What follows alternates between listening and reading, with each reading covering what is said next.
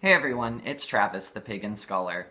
This is actually not a book review, this is an idea. This is something that I've thought about doing with my channel for a little while, but I haven't because I've been too afraid. I talk about a lot of very stuffy academic stuff, I review sometimes inaccessible books, and I thought that it would be fun to do something just super duper pagan and review tarot cards. Not necessarily the same way that I review books, of course. I have a real passion for tarot. I really appreciate it in a different kind of way. Maybe not so different, I'm not that special. I'm sure other people do it as well. However, I really appreciate tarot through the different perspectives that it can grant. I do not believe that tarot is a divinatory.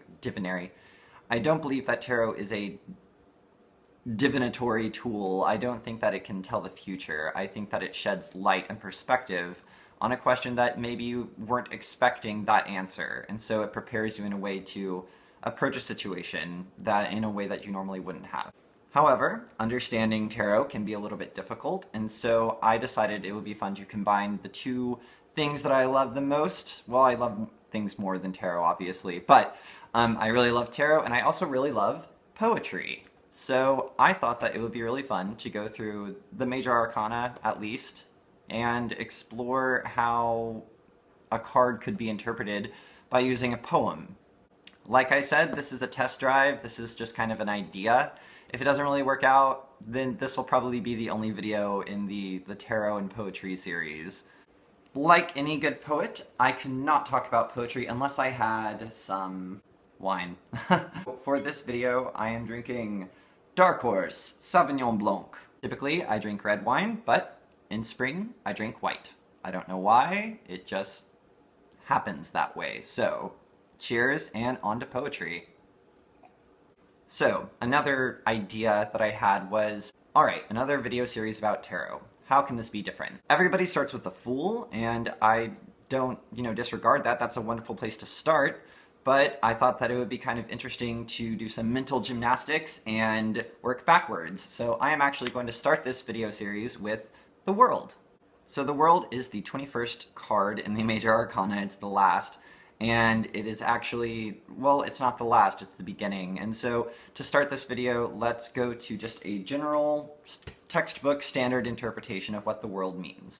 I am using Tarot for Writers because it's the only book on tarot that I have. And this definition of the world is, the world depicts a cosmic dancer in the center of an expanding universe. As she completes each round of her spiral dance, a new revolution begins. She is a key player in a never-ending story. Every ending, after all, leads to a new beginning. The stage of the Fool's journey might draw to a close in a moment, but the cards will be reshuffled, and a whole new series of events will play out on the universe's table. So, as all tarot definitions are broad and vague, that is a very broad and vague definition of the tarot card for the world. However, a fantastic poem that I think really resonates with the world, a poem that resonates with the world, The Room of My Life by Sexton. Sexton was a poet in the 50s and 60s. Like some women poets in the 50s and 60s, she had some mental problems, and as a way to work through those problems, her psychiatrist told her that she should turn to poetry. We see this in Sexton, we see this in Sylvia Plath, we see this in a few others, a few other less tragic cases, because she did commit suicide in 1974. However, her writing style, it's very rooted in the world. She takes very concrete metaphors and she talks about them in such a way that we understand them in a different perspective, much like tarot. Her Kind is a fantastic poem. It's very witch-friendly. Wanting to Die, and it's a bit heavy on the, I won't say melodrama, but on the implications of the fact that she was eventually going to commit suicide. So, heavy stuff, absolutely. But The Room of My Life is a poem that she wrote that she talks about. Well, here, let me just read it to you. Here, in the room of my life, the objects keep changing. Ashtrays to cry into. The suffering brother of the wood walls. The 48 keys of the typewriter, each an eyeball that is never shut. The books, each a contestant in a beauty contest. The black chair, a dog coffin made of naga hide, the sockets on the wall waiting like a cave of bees. The golden rug, a conversation of heels and toes. The fireplace, a knife, waiting for someone to pick it up. The sofa, exhausted with the exertion of a whore. The phone, 2 flowers taking root in its crotch. The doors opening and closing like sea clams. The lights poking at me, lighting up both the soil and the laugh. The windows, the starving windows that drive the trees like nails into my heart. Each day I feed the world out there, although birds explode right and left. I feed the world in here too, offering the desk puppy biscuits. However, nothing is just what it seems to be. My objects dream and wear new costumes, compelled to, it seems, by all the words in my hands, and the sea that bangs in my throat. So, how is that poem like the world, the tarot card The World? How can we use that poem to explain the tarot card of the world? So here I've got 3 different tarot card renditions, 3 different tarot styles of the World card. I've got your typical Rider-Waite tarot deck. I'm going to see if I can edit it right here, maybe. Awesome.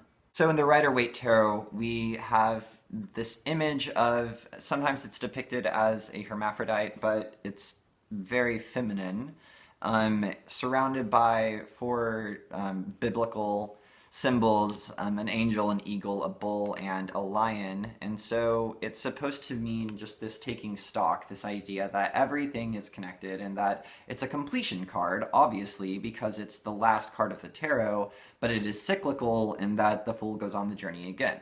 In the fantasy tarot deck that I've got, we see another naked woman. It's very obviously a female, or at least, well, obviously has breasts, because that doesn't mean that you're a female if you have breasts, but she's looking down on the city, and she has this vista, this perspective that all of these tiny little people that are caught up in their everyday dramas of life do not have. So it's a card of perspective and of re-evaluating things and looking at the things around you for what they truly are or could be.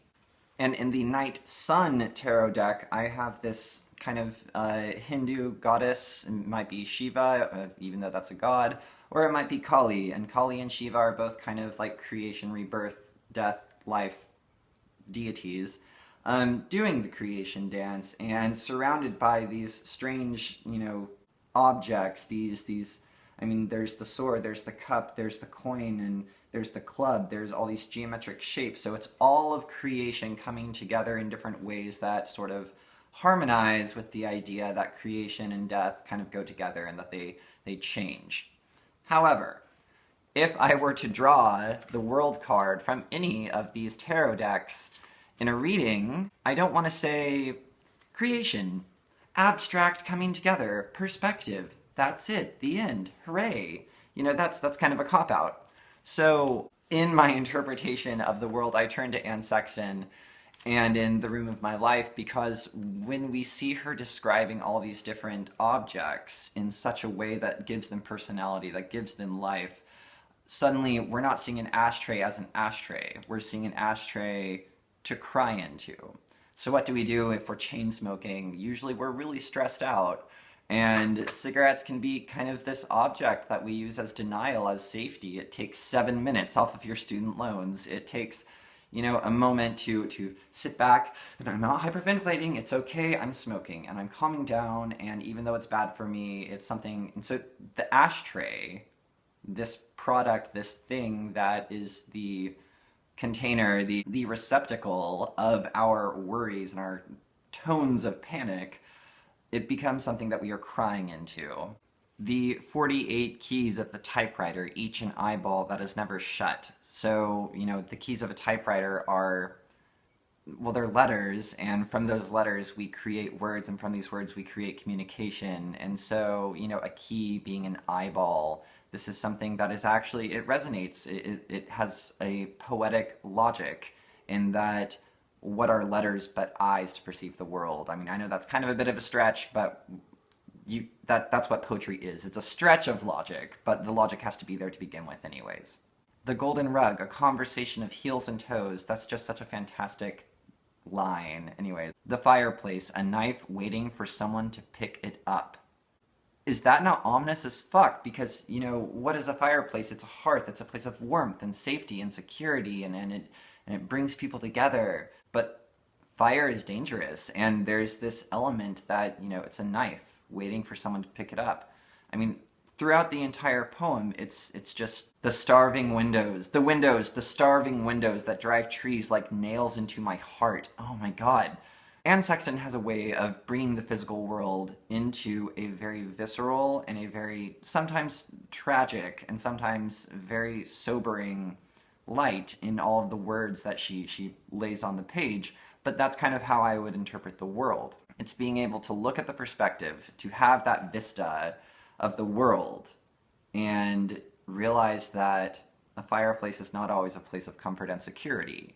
Being able to look at and take stock of absolutely everything in your personal world and saying, yes, I have a new perspective, but also what are perspectives that I am missing, or what are perspectives that elude me. It's sort of a very, I mean, I hate to say existential because that's such a sloppy way of like, you know, oh, now it's personal, but it's an existential taking stock of all of these things in your world and weighing the metaphors that you understand the things in your personal world. I mean, to me, my personal world does not include stocks. I do not have any stocks, and so for me, stocks are not part of my world. However, to a stockbroker, they don't have a ukulele, and the ukulele doesn't have a personal metaphor for them. So the world, when you're drawing it in a tarot card reading, that doesn't necessarily mean everything. It doesn't mean the world. It means your personal existential world and all of the metaphors that you carry around with you in your emotional baggage and your mental baggage and your mental anxiety and your joys and your sorrows and your raptures and your fears and woes. All of these things come together in the world, and it's taking that aloof vista, that removed perspective, and understanding the journey might start again. Since this is the end and its completion, it might start again. So how can I take stock and understand the world around me? Holy shit, pulled that out of my ass. That's all poetry is. That's all literary criticism and poetic interpretation is. It's just pulling it out of your ass. Sort of. Not really, no. Kinda. Anyways, guys, I hope that this works out. I don't really know how talking about tarot on my channel where I interpret academic books is really going to work out, because tarot can be academic, but it is typically not. However, poetry can be academic, but it typically flirts with not being academic. So I thought that that would be the perfect marriage of the two, of bringing together poetry and this, I think tarot is poetry, but also this scrutiny, this academic idea that maybe we can take tarot seriously in such a way that we can talk about it in a academic but also artistic way to not lose the mystery of the tarot. Anyways, guys, I hope you enjoyed this video. A like is appreciated, a subscription even more so, and as always, merry meet, merry part, and merry meet again.